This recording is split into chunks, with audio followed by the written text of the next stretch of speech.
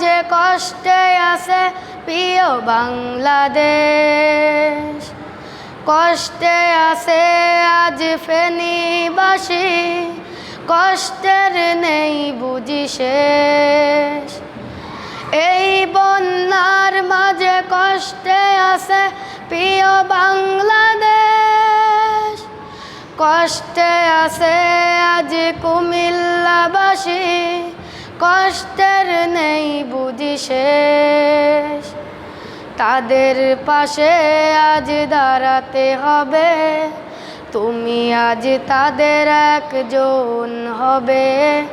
মানুষ তো মানুষের জন্য, এসো এই নিরন্ন মানুষের হাতে অন্ন তুলে দেয়ার জন্য। এসো ভাই।